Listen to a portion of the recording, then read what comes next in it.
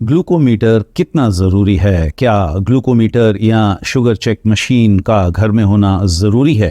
And last but not the least, sugar check machine के बिना diabetes को हम कैसे मैनेज कर सकते हैं?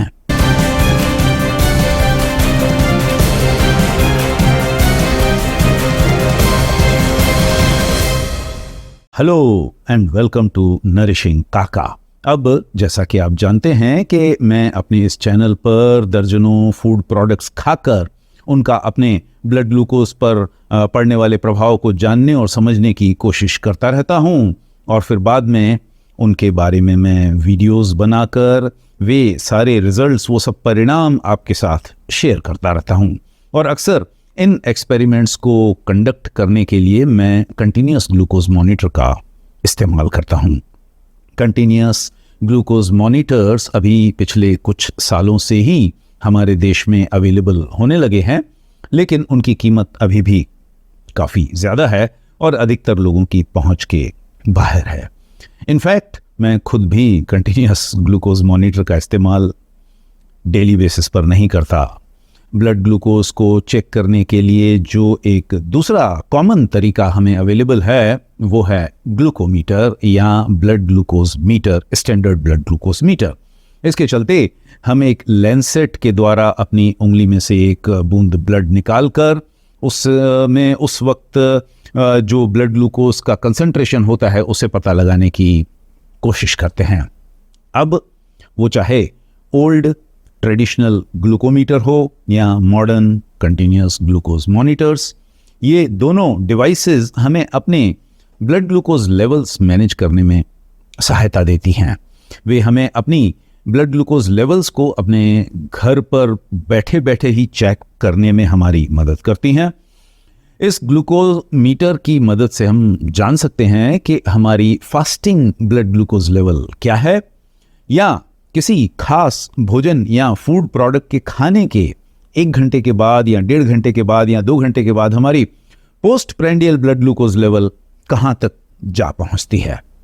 और नेचुरली जब हमें इस तरह के डेटा पॉइंट्स मिलते हैं तो फिर हम उनका उपयोग अपने खाने पीने की चॉइसेस को बदलने में कर सकते हैं। फॉर एग्जाम्पल, इस तरह के सैकड़ों एक्सपेरिमेंट्स करने के बाद मुझे मालूम है कि एक रसगुल्ला खाने का या एक पिज्ज़ा खाने का या जलेबी की एक सर्विंग खाने का या कोई दाल या सब्जी खाने का मेरे ब्लड ग्लूकोज पर किस तरह का प्रभाव पड़ता है।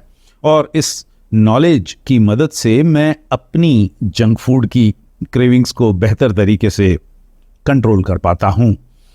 ग्लूकोमीटर का एक और बड़ा फ़ायदा होता है और वो ये कि ये हमें हाइपोग्लाइसेमिया और हाइपरग्लाइसेमिया मैनेज करने में भी मदद करता है। अब जनरली हमारी दुनिया में अधिकतर लोग हाइपरग्लाइसेमिया की समस्या से परेशान रहते हैं, लेकिन ऐसे भी कई अनफॉर्चुनेट लोग हैं जिन्हें हाइपोग्लाइसेमिया की प्रॉब्लम होती है, और ग्लूकोमीटर की मौजूदगी उन्हें भी काफ़ी राहत पहुंचा सकती है। लेकिन जहां एक तरफ ये ग्लूकोमीटर्स हमें ये सब सुख और सुविधाएं प्रदान करते हैं, वहीं दूसरी तरफ ये कई लोगों को महंगे या अनअफोर्डेबल लग सकते हैं।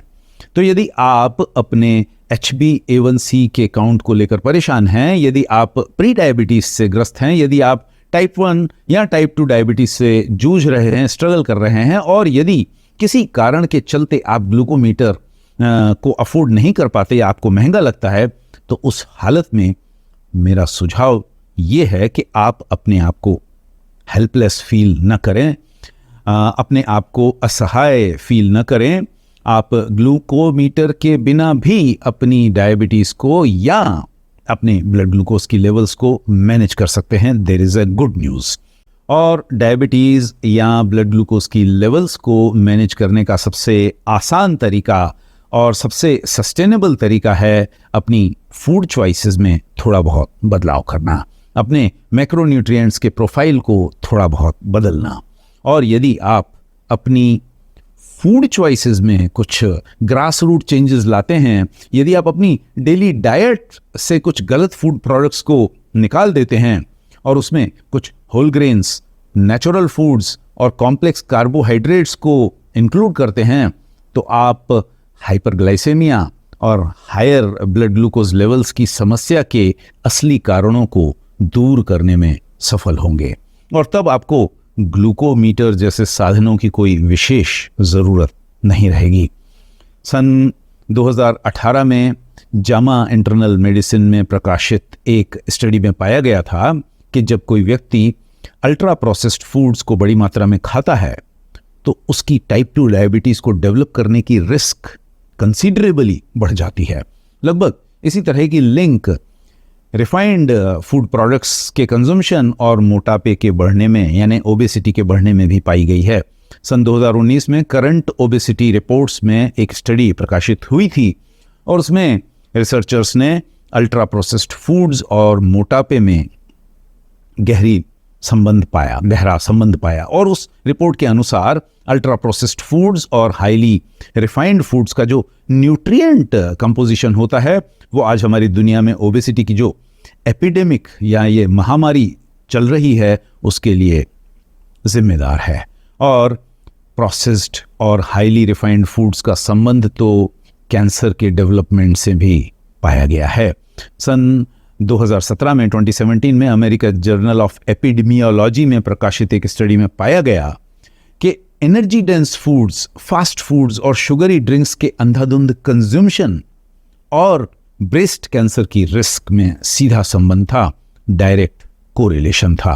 तो यदि आप टाइप 2 डायबिटीज या इंसुलिन रेजिस्टेंस या elevated fasting blood glucose levels in सब समस्याओं से जूझ रहे हैं या फिर आप अपना वजन कम करना चाहते हैं, अपनी ओबेसिटी से छुटकारा पाना चाहते हैं, तो इन सब के लिए आपको ग्लूकोमीटर पर डिपेंड रहने की ज़रूरत नहीं है। यदि आप उसे खरीद सकते हैं तो बहुत अच्छा, वेल एंड गुड। लेकिन यदि अफोर्डेबिलिटी एक इशू है तो आप उसके बिना भी काम चला सकते हैं। ग्लूकोज लेवल्स को कम करने के लिए ग्लूकोमीटर की उतनी ही ज़रूरत है जितनी कि आपको अपने घर के आंगन में एक किनारे से दूसरे किनारे तक जाने के लिए गूगल मैप्स की।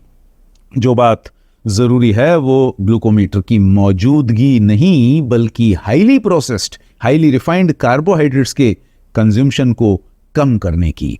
और ये बात मैं इसलिए कह रहा हूं क्योंकि यदि आप डायबिटीज से जूझ रहे हैं तो आपकी समस्या हाइपरग्लाइसेमिया है, आपकी समस्या हाई ब्लड ग्लूकोज लेवल है और उस समस्या को आप सही तरीके से तभी सॉल्व कर सकते हैं जब आप उस समस्या के असली कारणों से निपट लेंगे। अधिकतर केसेस में हायर ब्लड ग्लूकोज लेवल्स या हाइपरग्लाइसेमिया बेहिसाब शक्कर के उपयोग की वजह से, रिफाइंड कार्बोहाइड्रेट्स के उपयोग की वजह से होते हैं। तो यदि हम अपने शक्कर के कंज्यूमशन को, गुड़ के कंज्यूमशन को, हनी के कंज्यूमशन को कम करते हैं, कंट्रोल करते हैं, यदि हम बाजार में बनी हुई चीज़ों के उपयोग को बंद कर देते हैं, स्पेशली जंक फूड, यदि हम ready to eat food products, biscuits, cakes, cookies, rusk toast, barfi, peda, namkeen और इस तरह की अन्य चीज़ें खाना बंद कर देते हैं, यदि हम अपनी डाइट में whole grains, natural foods, complex carbohydrates की मात्रा बढ़ा देते हैं, तो आप अपने ब्लड ग्लूकोज बढ़ने के पीछे जो मुख्य कारण है उस पर ध्यान फोकस कर रहे होंगे। तो ऐसा करके उस वक्त आप अपने ब्लड ग्लूकोज लेवल्स के बढ़ने के असली कारणों से निपट रहे होंगे और तब आपको ग्लूकोमीटर की कोई विशेष ज़रूरत नहीं रहेगी। इसलिए यदि आप ग्लूकोमीटर अफोर्ड कर सकते हैं तो ये बहुत ही अच्छी बात है, लेकिन यदि किसी कारणवश आप उसे अफोर्ड नहीं कर सकते तो इस बात को सोचकर हैरान परेशान होने की या दुखी होने की ज़रूरत भी नहीं है। जिस तरह से अपने मोटापे को कम करने के लिए एक्सपेंसिव जिम्नेजियम्स की मेंबरशिप लेना ज़रूरी नहीं होता, जिस तरह से अपनी कमर की साइज़ को कम करने के लिए आपको एक्सपेंसिव डाइट प्रोग्राम्स को खरीदना ज़रूरी नहीं होता, जिस तरह से आप अपने वज़न को बड़ी आसानी से अपने ही घर में सिर्फ कुछ डाइटरी कंट्रोल के द्वारा प्राप्त कर सकते हैं, उसी तरह आप जंक फूड के कंज्यूमशन को कम करके डायबिटीज़ को काफ़ी हद तक कंट्रोल कर सकते हैं। एक ज़माने में मेरा अपना वज़न 74 किलो हुआ करता था और मुझे हर महीने कुछ न कुछ छोटी मोटी बीमारियां भी लगी रहती थी।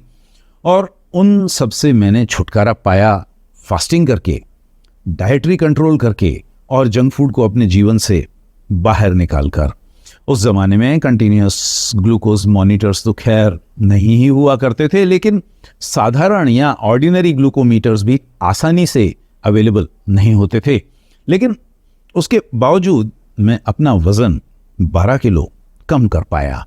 और ये मेरा मानना है कि यदि मुझ जैसा एक साधारण व्यक्ति ये सब कर सकता है, तो आप भी इसी तरह के रिजल्ट्स प्राप्त कर सकते हैं, इसी तरह की सक्सेस अचीव कर सकते हैं। ज़रूरत है तो ओबेसिटी के असली कारणों को जानने समझने की, और फिर उन्हें कुछ कदम उठाकर अपने जीवन से दूर करने